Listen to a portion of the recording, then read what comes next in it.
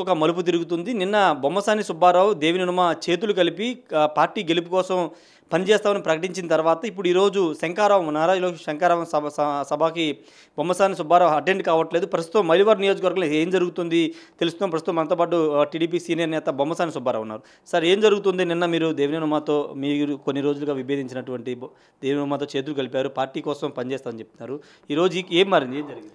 విభేదం అంటూ ఏం లేదండి. ఈ టికెట్ ఆశించే దాంట్లో ఉన్నటువంటి విభేదాలే. నాకు స్థానికంగా అవకాశం కల్పించమని చెప్పి నియోజకవర్గంలో తెలుగుదేశం పార్టీ పెద్దలు కార్యకర్తల ద్వారా నేను సర్వీస్ ఎన్నో సంవత్సరాల నుంచి 95 నుంచి నేను బాగా సర్పంచ్గా అయినప్పటి నుంచి బాగా ఉంది. ఇక్కడ ఉన్నటువంటి ఈ ప్రాంతంలో చాలామంది పేదలు, తెలుగుదేశం ముఖ్య కార్యకర్తలు, పెద్దలు నువ్వు చంద్రబాబు గారి ద్వారా బీఫారం తీసుకొని వస్తే మేమందరం మద్దతు ఇవ్వడానికి నీ సర్వీస్ అయితే బాగుంటుందనే ఉద్దేశంతో ఈ నియోజకవర్గంలో ఎంతోమంది దాని మీద వాళ్ళ యొక్క ఇచ్చినటువంటి మద్దతు మేర నేను చంద్రబాబు గారిని, లోకేష్ బాబు గారిని టికెట్ ఆశించడం జరుగుతుంది. ఎప్పటి నుంచో ప్రతి కార్యక్రమాన్ని నేను జయప్రదం చేయడానికే ప్రయత్నం చేశా. పార్టీకి ఇచ్చినటువంటి పిలుపుని ఈ ఆయన నేను కలవటం అనేది నిన్న హాస్పిటల్ దగ్గర యాదృచ్ఛికంగా జరిగింది. దాని మీద శంఖారావం అని చెప్పి ఆయన హాస్పిటల్ ప్లాట్ఫామ్ మీదే మాట్లాడి నన్ను కూడా మాట్లాడమంటే నేను 4 ముక్కలు ఎన్ని రోజులు మనం పార్టీ కోసం పనిచేసాం కార్యకర్తలు. ఈ పోలింగ్ డేట్ వరకు కార్యకర్తలందరూ బాధ్యతగా వ్యవహరించవలసిందిగా నేను అందరికీ విజ్ఞప్తి చేయడం జరిగింది. ఆయనతో పాటు నన్ను కూడా మాట్లాడమంటే అది తప్పితే ఇప్పుడు ఆయనకి నా ప్రయత్నం నాదే. స్థానికంగా నాకు టికెట్ ఇస్తారు చంద్రబాబు నాయుడు గారు అని పూర్తి నమ్మకం ఉంది. వాళ్ళు ఎన్నో రోజులు వాళ్ళు పదవులు చేశారు. ఒక అవకాశం నాకు ఇవ్వమని నేను బాగా రిక్వెస్ట్ చేస్తాను. అంటే దేవిననుమతో ఉన్న ఏంటి అసలు మీకు విభేదాలు ఏంటి? పార్టీ పరంగానా లేకపోతే వ్యక్తిగతమా? అస్సలు విభేదాలే లేవండి. సీట్ అడిగే దగ్గరే విభేదం, దాంట్లో ఏం లేదు. ఆయన కూడా ఇక్కడ ఉన్నారు, ఇప్పుడు 3వ వ్యక్తి కూడా వచ్చారు అని సమాచార వ్యవస్థల ద్వారా తెలుస్తుంది. వాళ్ళ తండ్రి గారు కూడా నా దగ్గర రావడం జరిగింది 3వ వ్యక్తికి సంబంధించి. ఆయన కూడా తెలియపరిచాం, ఇక్కడ ఘర్షణ వాతావరణం ఉంది, ఈ నియోజకవర్గం కాదు, మీకు రాజకీయ పరంగా ఒక ఎమ్మెల్యే చేశారు కాబట్టి ఆప్షన్స్ ఉంటాయి, ఆ ప్రయత్నం చేసుకోమని తెలియపరచడం జరిగింది. అసలు ఎవరితోనూ నాకు వ్యక్తిగతమైన విరోధమే లేదు. అసలు నాకు ఒక మనిషి రాజకీయాల్లో పోటీ చేసుకున్నప్పుడు ఆ 2 రోజులే పొలిటికల్ వాతావరణం తప్పితే నా రాజకీయ ప్రయాణంలో నేను గ్రామ సర్పంచ్గా అంటే గ్రామాల్లో రాజకీయాలు చాలా కఠినంగా ఉంటాయి. ఏ రోజు కూడా అసలు నాకు విరోధి అనేటటువంటి వ్యక్తిని నేను ఈ రోజు వరకు ఏర్పాటు చేసుకోవాలి. సరే, వసంత కృష్ణప్రసాద్ రాకముందు ఇంతకుముందు దేవినేని ఉమాకి సమాంతరంగా మీరు గడప గడపకు ఇంటింటికి వెళ్ళి తిరిగారు, ప్రచారం చేశారు. అప్పుడు చాలా పెద్ద ఎత్తున మీరు వ్యతిరేకంగా పనిచేస్తున్నారు పార్టీలోనే, మీ మీద చాలా ఆరోపణలు చేశారు. అసలు అది పార్టీ ప్రతి కార్యకర్త బాధ్యత. నా మీద ఆరోపణ చేయడం అనేది అసలు అర్థం లేని పని. చంద్రబాబు నాయుడు గారు ఇచ్చిన పిలుపు మేరకు ఈ నియోజకవర్గంలో ప్రతి వాళ్ళు బాధ్యత తీసుకున్నప్పుడే ఈ ప్రభుత్వం చేసేటటువంటి వ్యతిరేక విధానాల మీద ప్రజలకు తెలియపరచడం జరిగింది. ఒక వ్యక్తే, ఒక ఇన్ఛార్జే ఈ నియోజకవర్గం మొత్తాన్ని మార్చలేడు, అన్ని గృహాలు కూడా తిరగలేడు, ప్రజలందరూ కూడా కలవడానికి అవకాశం ఉండదు. ఎవరు పరిధి మేర వాళ్ళు పార్టీ ఇచ్చినటువంటి పిలుపు మేర ఈ రాష్ట్రంలో జరుగుతున్నటువంటి పరిపాలన మీద వ్యతిరేకంగా పార్టీ ఇచ్చినటువంటి ఏదైతే ఎజెండా ఉందో ఆ ఎజెండాని అందరం చేస్తాం. దాని మీద వారెవరో చెప్తే వీళ్ళెవరో చెప్తే ఆగాల్సినటువంటి అవసరం ఏ కార్యకర్తకు కూడా లేదు. అంటే సీటు విషయం పక్కన పెడితే దేవినేనుమతో నిన్న మీరు ఆయన బలవంతంగా చెప్పించారా లేకపోతే నిజంగానే కలిసారా? అసలు శంఖారావం పార్టీ గురించి మాట్లాడుతున్నప్పుడు బలవంతం ఏమీ లేదు. ఆయన చెప్పారు 4 మాటలు. నేను పార్టీలో పనిచేస్తున్నా, ఆయన సైకిల్ చంద్రబాబు గారి నాయకత్వాన్ని పనిచేస్తున్నా, నేను చంద్రబాబు గారి నాయకత్వాన్ని పనిచేస్తున్నా. దాంట్లో 4 మాటలు నేను చెప్పడంలో తప్పే ఉంది. నేను పార్టీ కోసం చెప్పా, కార్యకర్తలను ఉద్దేశించి చెప్పా 4 వాక్యాలు. అంటే ఆ మధ్య మీరు కేసీఆర్ నాని వర్గం అనే ఒక మీ మీద విమర్శలు వచ్చాయి. తర్వాత రోజు మీరు వెళ్ళి లోకేష్ కలిశారు.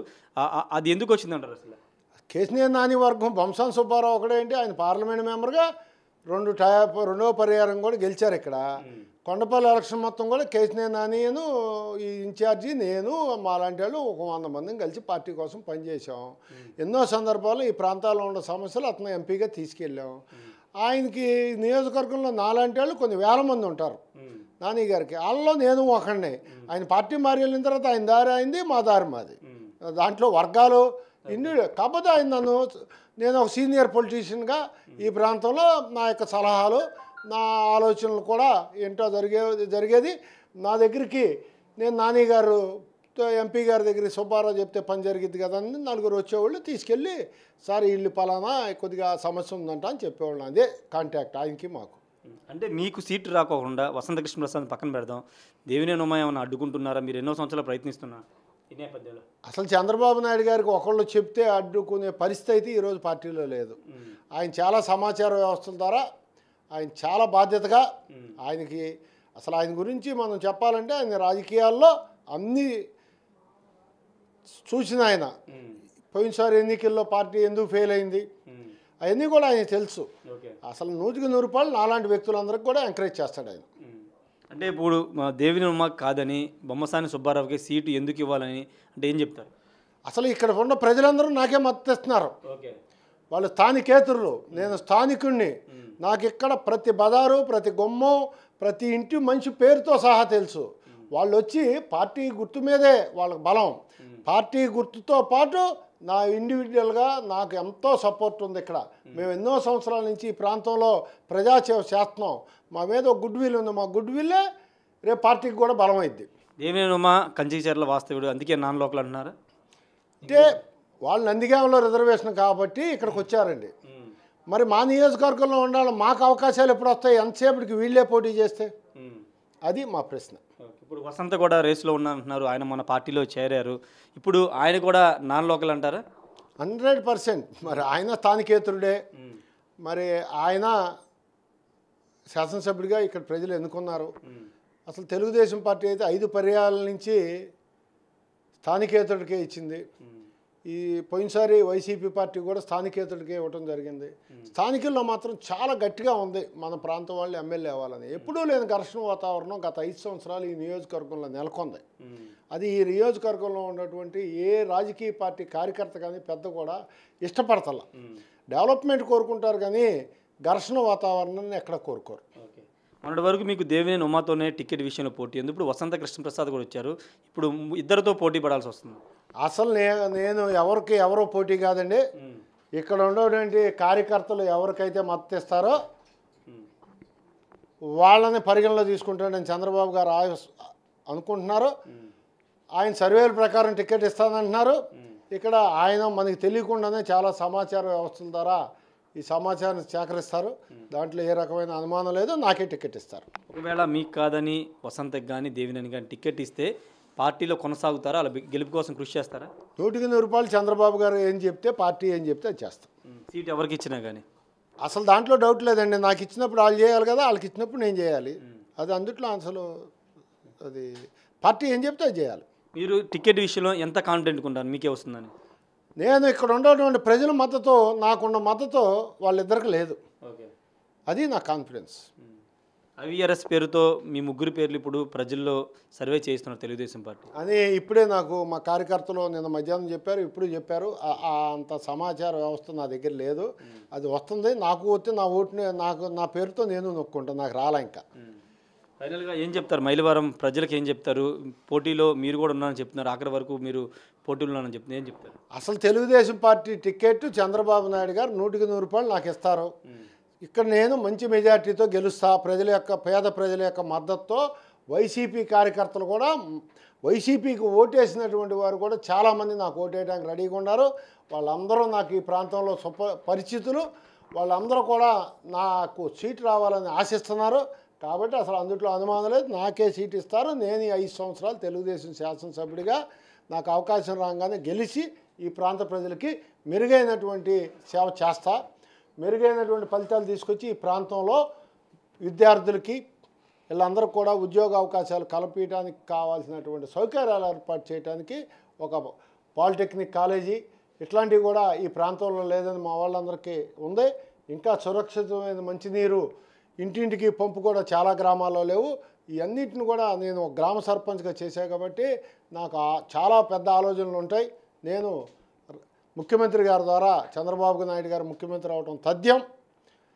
ఆయన ద్వారా నేను ఈ ప్రాంతానికి మెరుగైన సేవలు చేస్తాను. ఎందుకంటే నాకు పరిపాలనలో ఒక సర్పంచ్ చేసినాడికి అందులో నేను ఒకసారి కాదు 3 పర్యాయాలు మా బోర్డు గెలిచింది. 2 పర్యాయాలు నేను సర్పంచ్గా ఉన్నాను, ఒకసారి ఉప సర్పంచ్గా ఉన్నాను. 100కి 100 ఇక్కడ స్థానికంగా ఉన్న ప్రజలకు ఏం చేయాలనేది నాకు బాగా అవగాహన ఉంది. సార్, ఇంకొక ప్రశ్న, వైసీపీ ఒక బీసీ వ్యక్తికి ఇక్కడ సీటు ఇచ్చింది, బీసీ సెంటిమెంట్తో వాళ్ళు వస్తున్నారు, అది మీకు అంటే మీకు కానీ మీ పార్టీకి కానీ ఇబ్బంది కలిగే అంశం కాదు? మనం చెప్పుకోవడానికి కులాలు మనకు వస్తాయండి. మన దగ్గర నాయకత్వ లక్షణాలు ఉంటే అన్ని ప్రాంతాల ప్రజలు అన్ని కులాలు మతాల వాళ్ళు కూడా సపోర్ట్ చేస్తారు.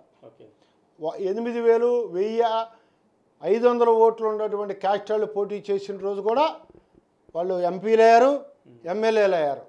కాబట్టి ఈ కులం అనేది మనం చెప్పుకోవడానికి పనికి వస్తుంది, కానీ ప్రజలు నాయకత్వం అనేది చూస్తారు. Okay, thank you sir. ఖచ్చితంగా ఎమ్మెల్యే రేస్లో తాను ఉన్నానని బొమ్మసాని సుబ్బారావు చెప్తున్నారు. అయితే పార్టీ ఏం ఆదేశిస్తే అది చేయడానికి సిద్ధంగా ఉన్నాను, పార్టీ టికెట్ ఎవరికి ఇచ్చినా పనిచేయడానికి సిద్ధంగా ఉన్నానని బొమ్మసాని సుబ్బారావు చెప్తున్నారు. దేవినేనితో ఉమాతో వ్యక్తిగతంగా తనకి ఎక్కడ విభేదాలు లేవు, సీటు విషయంలోనే కొంత విభేదాలు ఉన్నాయి. నిన్న ఒక హాస్పిటల్ దగ్గర కలిసిన సందర్భంగా